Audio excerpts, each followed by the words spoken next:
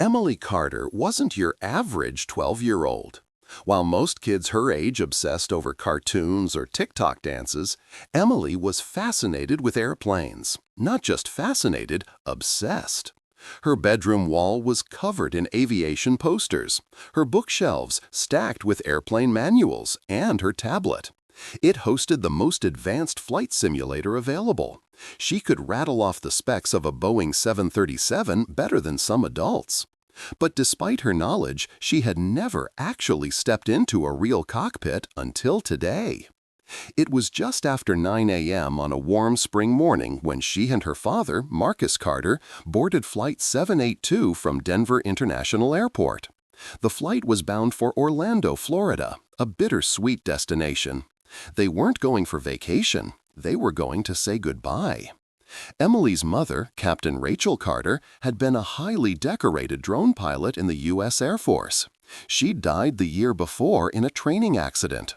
Today, Emily and her father were carrying her ashes in a small velvet-lined urn packed securely in their carry-on. Their plan was to scatter the ashes into the ocean at her mother's favorite beach near Cocoa, Florida. As they walked through the jet bridge, Emily clutched her dad's hand, but her eyes scanned every detail: nose gear, fuselage scenes, even the glint of the cockpit windows. This was a Boeing 737-800, a narrow-body aircraft she had flown dozens of times virtually. Inside the plane, they were greeted by two friendly flight attendants. One of them, a woman named Claire, noticed the way Emily stared at the cockpit. "You like planes, huh?" she smiled. "I love them," Emily replied without hesitation. "Well, maybe the captain can wave at you before we take off."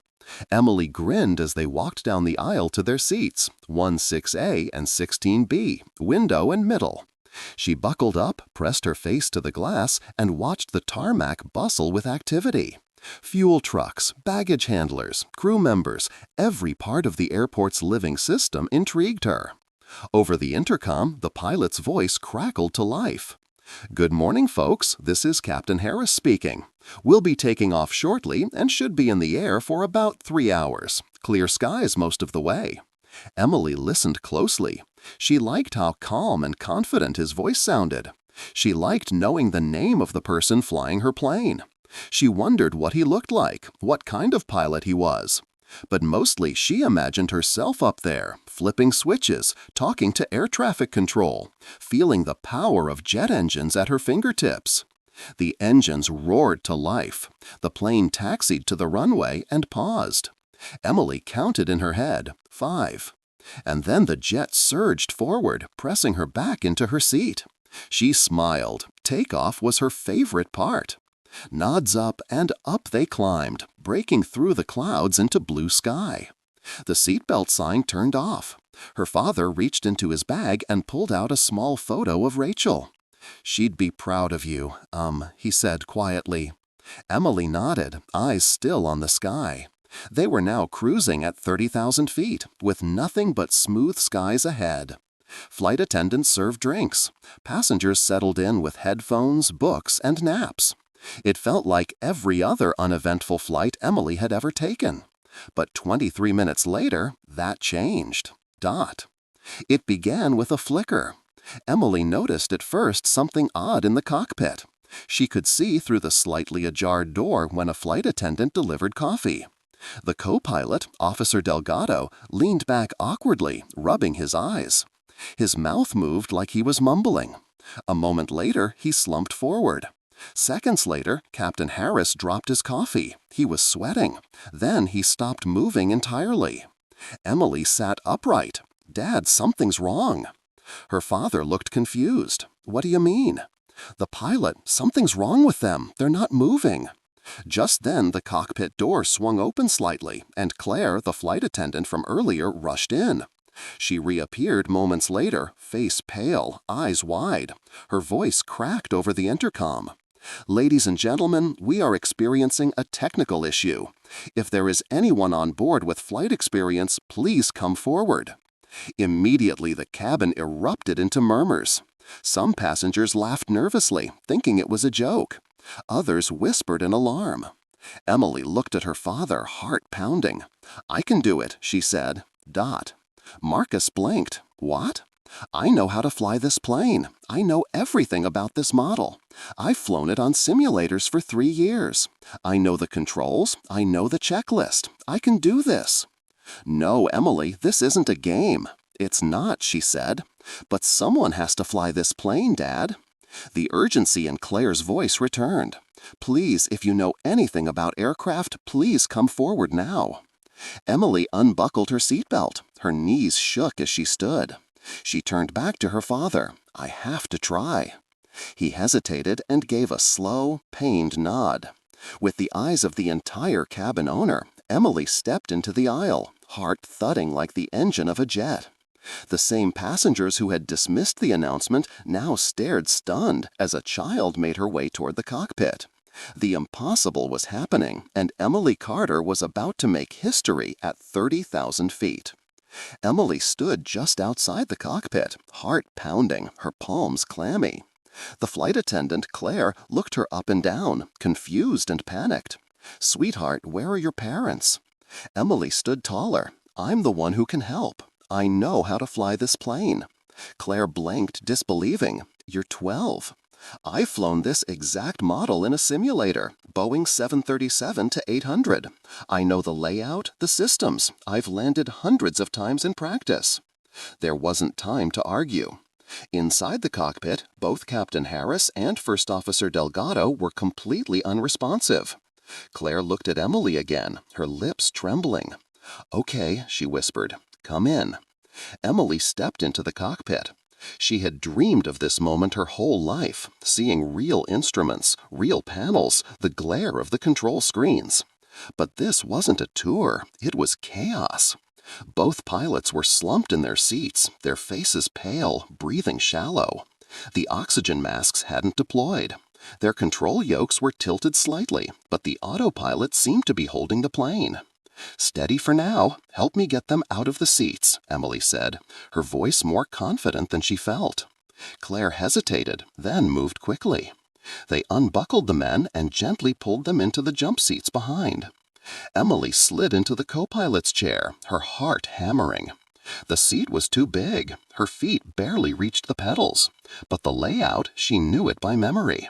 Screens flickered with data, altitude, speed, heading.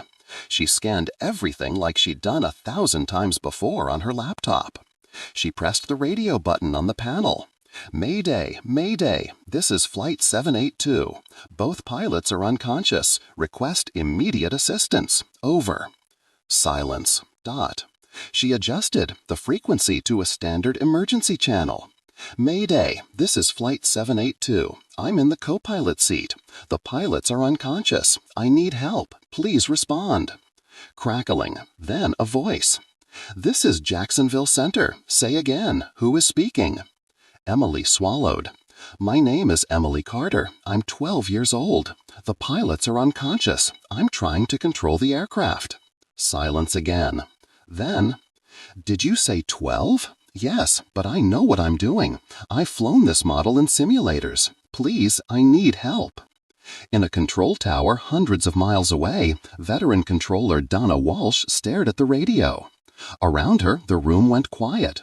"You've got to be kidding," one technician muttered. "She's just a kid," another said. Datana leaned in and pressed the mic. "All right, Emily, my name is Dana. I'm going to help you. Can you tell me your altitude?" Emily looked at the screen. 30,000 feet. Airspeed 462 knots. Heading east-southeast. There was a pause. "That's correct," Dana said slowly. "Okay, kid, let's get you home." Emily exhaled shakily, blinking away tears she didn't have time to feel. What happened to the pilots? Donna spoke calmly. "We don't know yet. Probably a pressurization issue. Just focus on flying." Claire hovered nearby. Emily turned. "Can you close the door? Keep passengers calm. Don't tell them I'm a kid flying this plane. Just say we're working on it." Claire nodded. "You're amazing," she whispered, and closed the cockpit door. Emily looked back at the instrument panel. The plane was holding level, but she knew autopilot wouldn't last forever. "Okay, Donna, what do I do now?" "We're going to reroute you to a smaller airport, Augusta." Regional. It's quiet, long runway, less traffic, safer. Got it, Emily said. You're doing good, Emily, really good. Thanks, she said softly. Then came a flicker on the fuel panel. Dana, I think I see something weird. Fuel imbalance? Dana cursed under her breath. The left tank was draining faster. Okay, that's manageable. We'll balance that later. For now, I need you to manually check that your autopilot is still engaged. Can you locate the MCP? Coming. Emily found the mode control panel instantly. Yes. Heading, select, is on. Altitude hold is set. Perfect. Now, input new heading 112. We're going to start turning you toward Augusta. Emily adjusted the heading. The plane banked slightly to the right. It felt like the whole world moved with her. She took a deep breath. Her hands were steady. Dot. The cabin. Marcus sat gripping the armrests. Passengers murmured nervously. A young man stood up and asked the flight attendant, "What's happening? Who was flying the plane?" Claire smiled calmly. "We have a situation in the cockpit, but it's being handled. We'll be landing soon." She didn't say more. The truth would only cause panic. Dot. Back in the cockpit, Aina was guiding Emily through level adjustments. Lower altitude to 24,000 feet. Start a slow descent. Just ease the throttle down gently. Emily did as told. The engines roared slightly as she pulled back the throttle. The nose dipped. Outside, the sky stretched endlessly. The clouds below glowed white. Emily stared at them. Amazed, she was still flying. Still alive. Still in control. Suddenly, the cockpit lights dimmed. "Dana, something just changed. Lights flickered." "Copy that. It might be a voltage drop. Switch to backup generator. Button marked Appen." Emily found it and clicked. "Light stabilized." Dot. Dana breathed into her headset. "You've got the instincts of a pro, kid." Emily didn't answer. She was focusing too hard now. Every breath counted. Then she heard something she hadn't expected. Applause. Soft clapping. Muffled through the cockpit door. Someone must have told the passengers. She didn't look back. She just stared straight ahead and said quietly, "Let's get this bird on the ground." Emily Carter had never felt more alert in her life. As the aircraft banked to the right under her direction, the weight of the moment finally hit her. This was no simulation. This wasn't a game on her laptop. She was flying a real Boeing 737 with 187 passengers behind her, including her father, and there was no reset button if she got it wrong. "Emily, confirm heading 112, came Dana Walsh's voice over the headset. "Heading confirmed," Emily replied, her voice low but clear. "Altitude, descending through 28,000 feet. Vertical speed, minus 500 feet per minute." There was a long pause from the other end of the radio. "Okay, that's exactly what I needed. You're doing fine." Dana Walsh was still trying to process everything. She had guided thousands of aircraft in her 20-year career as an air traffic controller. But this? A 12-year-old flying a jetliner solo? Nothing in her training manual covered this. And yet, the girl sounded focused, sharp. She wasn't panicking. Back in the cockpit, Emily scanned the displays. She recognized the blinking annunciator for the APU generator she had activated earlier. She double-checked her descent rate. The autopilot was still working, for now. "Dana, what if the autopilot fails?" "We'll cross that bridge if we come to it. You've already done more than most adults could." "I want to be ready, just in case." Dana smiled faintly in the tower. "All right then. If autopilot disconnects, you'll need to take manual control using the yoke and rudder pedals. But don't worry, your hands are steady, and I'll be right here." "Copy that," Emily said, hands gripping the yoke anyway. Just feeling it reminded her of her simulator back home, except this one was heavy, real, and a single mistake could cost lives. Dot. Meanwhile, in the cabin, tension rippled like static through the rows of passengers. Rumors spread. Someone claimed both pilots had heart attacks. Another whispered that terrorists were in control. But when a teenage girl quietly said she saw a kid go into the cockpit and close the door, panic began to boil beneath the surface. A man stood up. "We need to know who's flying this plane." Claire, the lead flight attendant, moved swiftly down the aisle. "Sir, please remain calm." "Are we being flown by a child?" he shouted. Dot. Other passengers joined in, shouting questions. Emily's father stood now too. "Everyone, please just stay calm." "Sir, sit down." Claire ordered. "Everything is under control." "No, it isn't. She's a kid." Emily could hear it muffled yelling from behind the closed cockpit door, but she blocked it out. Focus. "Ignore the noise," Dana said. "Focus on me. You're doing just fine. Let's start preparing for the approach checklist." Emily nodded, even though Dana couldn't see her. "Okay," Emily said. "Flaps still up, speed brakes armed, auto brakes off." "Let's keep those off for now," Dana replied. "Now, can you check your current indicated airspeed?" 287 knots. "Perfect. Let's reduce it gradually to 250. Turn the dial on your MCP, then adjust your throttle lever slowly." Emily did as instructed, hands steady, eyes sharp, throttle pulled, speed reducing. In the tower, Dana leaned forward, pressing her headset tighter. "I'm not gonna lie, kiddo. You've got nerves of steel." "Not really," Emily whispered. "I'm scared." Everyone's scared in the sky at some point, even the best pilots, but the best ones don't freeze. And you didn't. Behind Emily, Captain Harris groaned. She whipped around. "Captain," she asked, hope rising. He didn't respond. He was pale and sweating, eyes fluttering shut again. Dana heard the noise through the cockpit mic. "One of them, waking up sort of," Emily said, "but he's out again." "Copy. Medical is waiting on the ground. Don't worry about them right now. Let's talk about flaps. In a few minutes, I'll need you to start deploying me. First stage." "Understood." "Okay. Next up, are you ready to handle the ILS?" Emily smiled faintly. "I've landed with ILS in the sim a lot." "Good. We'll intercept the localizer soon. It'll help guide you straight to the runway." Outside, clouds thickened. The Georgia coastline was still distant, a soft blur of gray beneath the descending jet. A crosswind gusted against the aircraft, causing a gentle wobble. Emily gripped the yoke instinctively. Dana's voice returned. "Just a gust. The autopilot will correct." The autopilot did. For now. In the control room, Dana glanced up at the radar screen. Flight 782 was descending perfectly, just like any other commercial flight. If she hadn't heard Emily's voice, she'd never have known a child was at the controls. She keyed the mic again. "Emily, you're now 20 minutes from Augusta. I've cleared the airspace. You'll be the only aircraft in the sky for miles." Emily's breath hitched. "Okay." She glanced at a picture taped on the yoke, a photo of her mother smiling in her flight suit. Emily had put it there just after entering the cockpit, a quiet promise to the woman who inspired her love of flying. "Dana," she said quietly, "my mom was a pilot, military. She taught me to never give up." Dana's voice softened. "She'd be proud of you. You're doing something no one else has ever done." Then Emily saw it.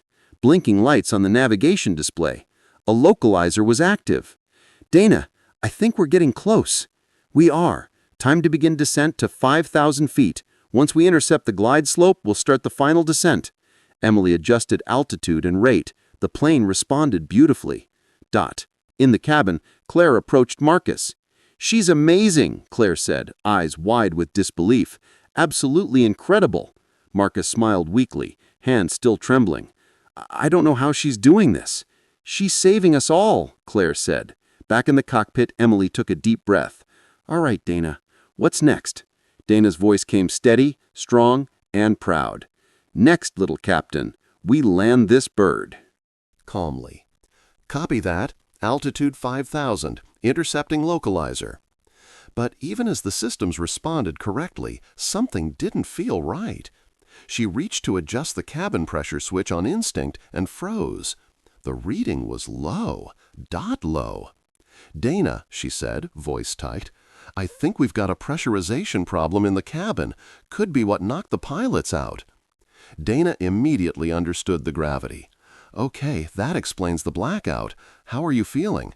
"I feel okay. I think I adjusted early enough when I noticed something was wrong. But what about the passengers?" "I'll get the medical team ready on the ground. They'll check everyone. For now, you focus on flying."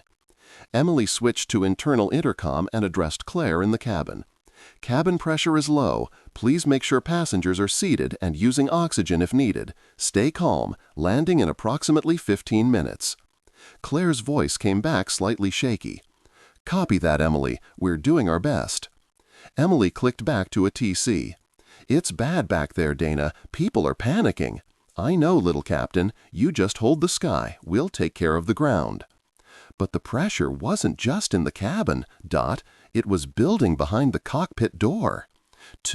In the cabin, panic was erupting like wildfire. A woman near row 20 was hyperventilating. A man shouted that they were going to crash. Claire and the other flight attendants raced up and down the aisle, oxygen masks in hand, trying to keep order. The cabin lights dimmed slightly, triggering another wave of fear. Emily's father, Marcus, stood up and tried to address the people around him. "Everyone, please. The person flying this plane is my daughter, and she's trained for this. She's doing everything right. Yelling won't help. We need to let her focus." Some passengers stared in stunned silence. Others sat back down, faces pale, hearts pounding. A few whispered prayers. A baby cried. The fear was thick like a fog pressing into everyone's chest. In the cockpit, Emily tuned it all out. "Okay," Donna said gently. "Let's go over our final approach checklist. You ready?" Emily nodded to herself. "Ready. Flap set to 1. Emily reached down and moved the lever. The aircraft responded smoothly, slanting slightly as the flaps extended. Flaps 1 confirmed. Speed set to 210 knots. Set. Gear don't lower yet, but locate the control. I see it. Down lever is armed, but not engaged. Good. You'll drop the gear when I say." Another beep. Emily's heart skipped. She glanced at a panel. Electrical voltage was dropping. "Donna, I think the electrical system's acting up again." Dina didn't hesitate. "Switch to secondary bus. Use AppuPower if needed." Emily flipped the necessary switches, her hand as steady as her breath. "Stabilized. Secondary system online." "You're doing better than half the regional pilots I've worked with," Donna said. Emily allowed a small smile. "Thanks," but she wasn't smiling inside, because suddenly the autopilot disengaged. A harsh warning tone blared. Her heart leapt into her throat. Dot, the yoke in front of her moved, now no longer under system control. "Autopilot just dropped," she called. "All right, it's okay," Nada said quickly. "Just take control. Hands on the yoke, feet lightly on the rudder pedals, just like the simulator." Emily grabbed the controls, bracing herself. The plane wobbled slightly, but held course. "Got it," she said, voice tight. "You're flying, Emily." "All you now," she breathed. This was what she had trained for, even if she never thought it would be real.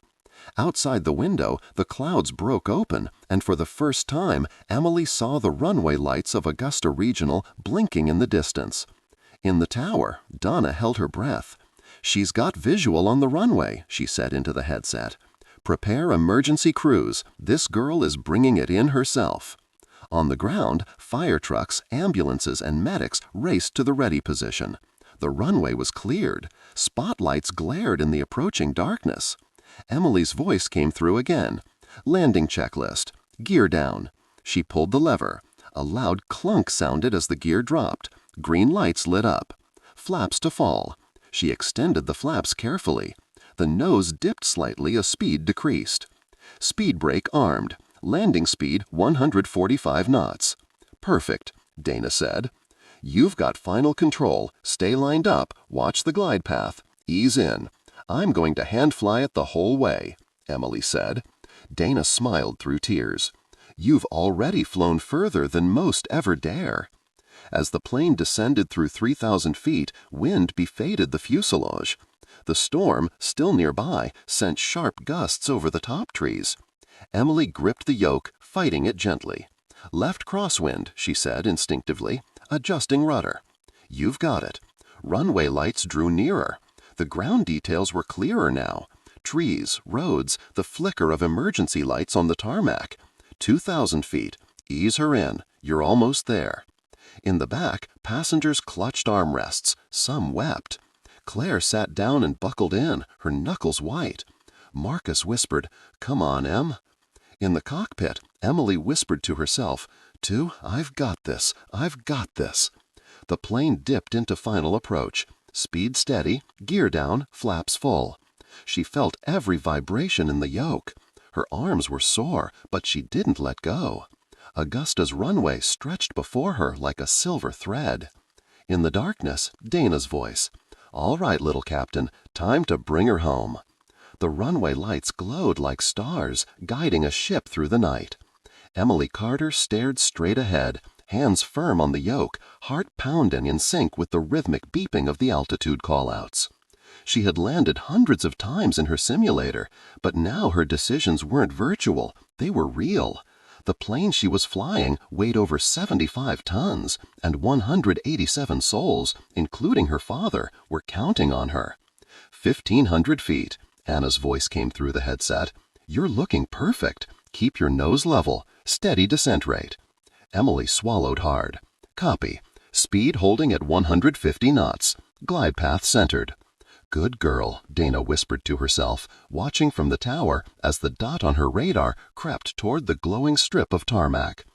In the back of the plane, tension thickened like fog. Passengers sat stiffly, seatbelts locked.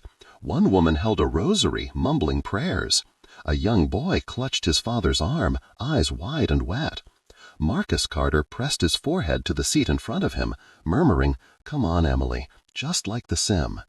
In the cockpit, Emily focused like never before. Dana, slight left crosswind, adjusting rudder, correcting for drift. "You're reading the wind beautifully. Stay with the center line." The aircraft responded to her hands like a living creature. Every adjustment, every motion translated to thousands of moving parts, and she could feel all of them. Her breath was slow now, deliberate. Her mother's voice echoed in her mind. "Calm is your co-pilot." The wind kicked again, stronger. "Wind shear," Emily called out. The plane dipped slightly. Bonna's voice cut in. "Hold her steady, don't overcorrect. Ride it out." Emily leaned into the motion, nudging the yoke just enough to keep the wings level. Her grip didn't falter. The altimeter ticked down, 1,000, 900, 800. Far below, fire trucks lined the runway like red toy soldiers, lights flashing in rhythm. Paramedics stood with stretchers. Reporters already crowded near the fence, cameras ready. Inside the control tower, all other communications had gone silent. Every controller had paused to watch one screen. "She's flying it in by hand," one whispered. "She's 12, another replied. "She shouldn't even be tall enough to reach the paddles." But Dana didn't take her eyes off the radar. "She's more pilot than most I've seen." 500 feet, Dana said. "Flare just above the runway. You remember what to do?" "Yes," Emily answered. "Back pressure on the yoke, ease throttle. Let the main gear touch first." "That's right. You've got this, little captain." Emily's focus tightened. She adjusted the descent rate slightly. The runway was rushing toward her now, filling the windshield. The lights blurred slightly through her watering eyes. Her fingers trembled just a bit. "Come on, Mom," she whispered. "Help me out." 30 feet, then 200, then 100. Emily's left hand pulled the throttle gently back. With her right, she applied slight back pressure on the yoke. The plane leveled, nose lifting slightly. "Now," she whispered. The landing gear kissed the tarmac. A soft bounce. Then the full weight of the jet settled on the runway. The tires screeched but held. Emily activated the thrust reversers like she'd done hundreds of times before in the simulator. The roar increased. "Dot!" Dana shouted in her headset. "You're down, you're down." Emily applied the brakes. The aircraft slowed, rolling down the center line. Cheers erupted behind the cockpit door. Raw, emotional people cried, laughed, hugged. In the tower, Anna punched the air and wiped tears from her face. "You did it, Emily. You brought her home." But Emily didn't react. Not yet. She was still in the moment. Speed decreasing. Reversers off. Manual braking. 60 knots. Turning on to taxiway Bravo. Even now she remembered the after-landing checklist. "Talk about cool under pressure," Dana muttered, stunned. As the aircraft slowed to a stop near the waiting emergency teams, Emily finally leaned back in her seat. Her arms felt like jelly. Her lungs ached. But she had done it. The door behind her opened. Her father was the first to step through. His eyes were filled with tears. "You did it, Emily," he said, his voice cracking. "You did it, baby." Emily blinked at him. "Was that real?" He pulled her into his arms. "It was real," he whispered, "and you saved every one of us." Flight attendants and passengers gathered around the cockpit, applauding, crying, offering words of disbelief and thanks. Some took photos. Others simply stared at the girl who had done the impossible. Emily looked up to see paramedics rushing in, attending to the pilots. Captain Harris was conscious now, mumbling weakly. "What happened?" he groaned. "You blacked out," the medic said. "We believe it was hypoxia. The pressure system malfunctioned. You're lucky to be alive." Harris turned his head slowly and saw Emily sitting in his seat. "She flew the plane?" The medic nodded. "And landed it perfectly." He blinked. "I need a drink." Outside the plane, as Emily stepped onto the stairs, the crowd erupted into cheers. Flashbulbs popped. Reporters shouted questions. A firefighter took one look at her and said, "She's just a kid."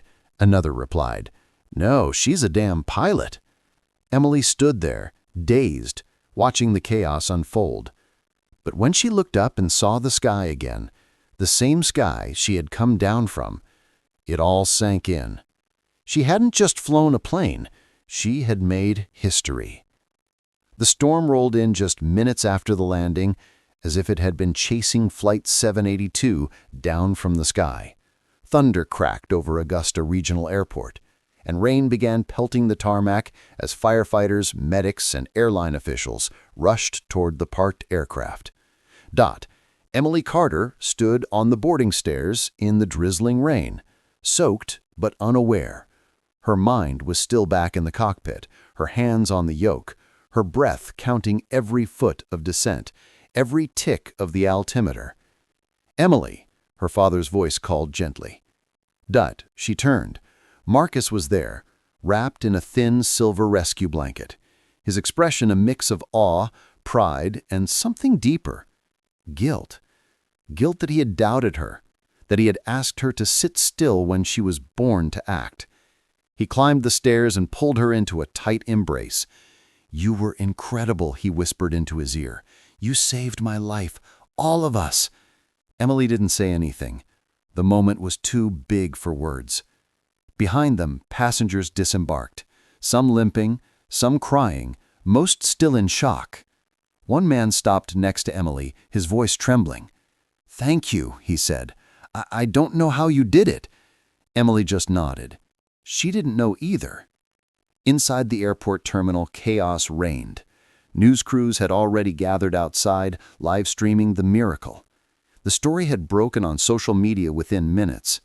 Child lands passenger jet trended worldwide. Videos from panicked passengers filled the internet. Some clips showed the final moments of landing. Others showed Emily exiting the cockpit. All of them were being shared and watched by millions. In a quiet corner of the terminal, Emily sat wrapped in a dry blanket, sipping hot chocolate someone had given her. Her hands had finally stopped shaking. Across from her, Dana Walsh arrived, escorted by airport security and the FAA. She knelt beside Emily and removed her headset. "You're even braver in person," Dana said with a warm smile. "You're shorter than I imagined," Emily replied. They both laughed. Dana looked into the girl's eyes. "What you did up there, it shouldn't have been possible. You're 12. No certifications? No training?" "I had a simulator," Emily said. "That simulator didn't land that plane. You did." Then his voice grew serious. "You stayed calm. You handled the malfunction. You took over mid-flight and communicated with ATC, performed a manual landing under crosswind and pressure failure. That's not a simulator response. That's a pilot's instinct." Emily looked away. "My mom used to say flying was 90% mental. The rest was heart." Dana nodded. "Your mom was right." Elsewhere in the airport, FAA investigators were already examining the aircraft. The pressurization system failure was traced to a faulty bleed air valve. Both pilots were treated for hypoxia and released into medical care. Captain Harris requested to meet Emily in private. She entered a small office where he waited, pale and leaning against a chair.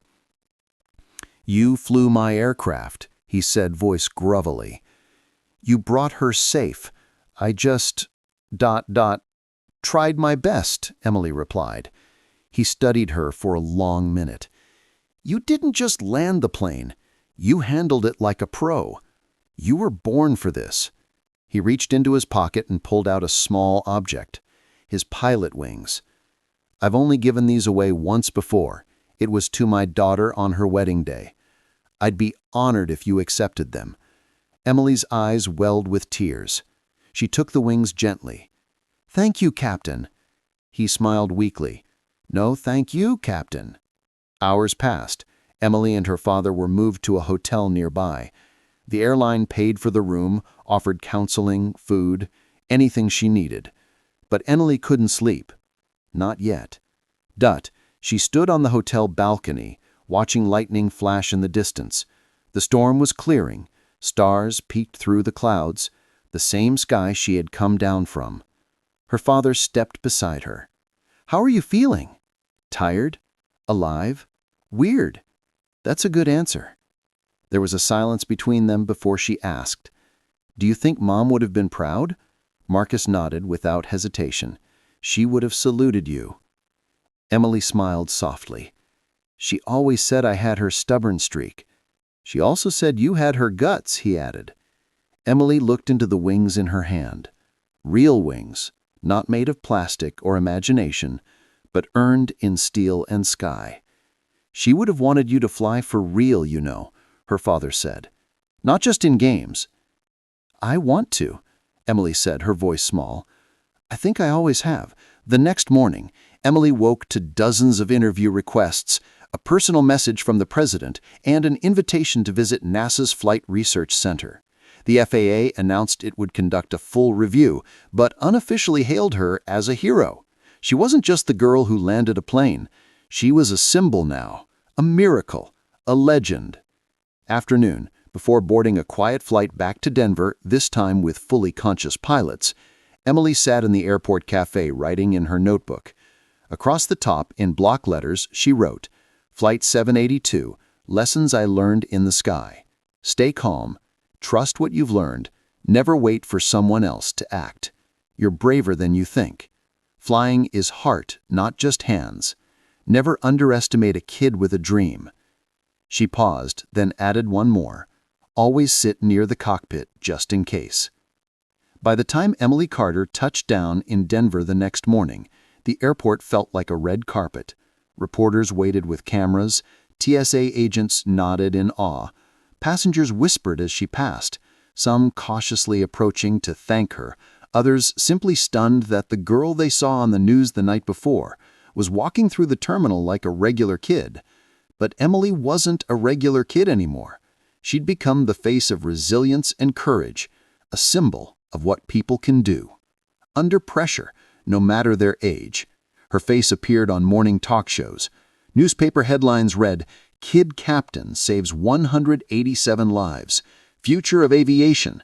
12-year-old hero lands jet. Child pilot stuns the world." In the days that followed, everything changed. It started with a phone call from the White House. Emily and her father were invited to Washington, D.C. for a formal commendation ceremony. As they stood in the Rose Garden, surrounded by media, the President of the United States shook her hand and said, "You reminded us all what courage looks like." The President leaned down and added with a smile, "You also reminded the world." Listen when young people speak up. Then came an outpouring of messages from around the globe. Pilots, astronauts, teachers, school kids. Letters arrived by the hundreds. Children writing to tell Emily that she had inspired them to believe in themselves even when others didn't. One letter from a girl in Pakistan simply read, "Before I saw you, I thought girls like us couldn't fly. Now I know we can." Emily kept that letter folded in her backpack. Major airlines offered her honorary memberships.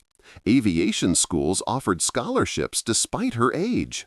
One flight academy even sent a leather jacket with her name embroidered on it, Captain Emily Carter. Dana Walsh, the controller who had guided her down, visited Denver to appear with Emily on national television. Sitting together on a stage, Dana described the moment she first heard Emily's voice on the radio. "I didn't hear fear," she told the audience. "I heard a pilot." The two hugged after the interview, and the host asked Emily how she kept so calm. "I imagined it like the simulator," Emily said. "Only this time, if I crashed, I wouldn't be allowed to restart." The crowd gasped, then erupted into applause. But the fame also brought pressure. The media followed Emily everywhere: school, grocery stores, even her backyard. Some classmates grew jealous, others clung to her. Everyone wanted to be near the girl who flew the plane. Emily missed being invisible. She missed being just a girl who loved clouds and engines. At night, she lay awake wondering, "Did I just get lucky? Would I be able to do it again? Am I really who they think I am?" Marcus noticed her spiraling thoughts. One evening after a long day of interviews, he sat beside her on her bedroom floor. "You know," he said, "even real pilots doubt themselves." She looked up, eyes tired. "After your mom's first night flight, she came home in tears." Sighed. She wasn't cut out for it. "What did she do?" Emily asked. He smiled. "She went back up the next morning." "And the one after that?" Emily nodded slowly. "So I should keep flying?" "That's up to you," he said. "But from where I'm sitting, the sky seems to be waiting for you." Inspired again, Emily returned to the simulator. Not for survival this time, but for joy. Her fingers danced over the controls, muscle memory sharpening. She started studying aircraft manuals, watching black box recreations, learning from real incident reports. She wasn't playing anymore. She was preparing. Dana connected her with a local flight instructor named Tom Harper, a retired commercial pilot with 18,000 logged hours and a dry sense of humor. On their first day at the flight club, he looked at Emily and said, "So, you landed a Boeing before passing algebra? Impressive." Emily grinned. "Well, I passed algebra eventually." Their first lesson was in a Cessna 172. Small, clunky, but perfect for beginners. As they taxied down the runway, Emily glanced out the window and felt the familiar buzz in her chest. When the wheels lifted off the ground, her heart soared. Over the next few months, Emily trained like someone with a destiny. She wasn't chasing attention, she was chasing mastery. Her name faded from the headlines, and that was okay. She preferred the quiet, the hum of an engine in the clouds. Tom often said she was a natural. She didn't just fly, she felt the aircraft. School. Her confidence returned not from fame, but from focus.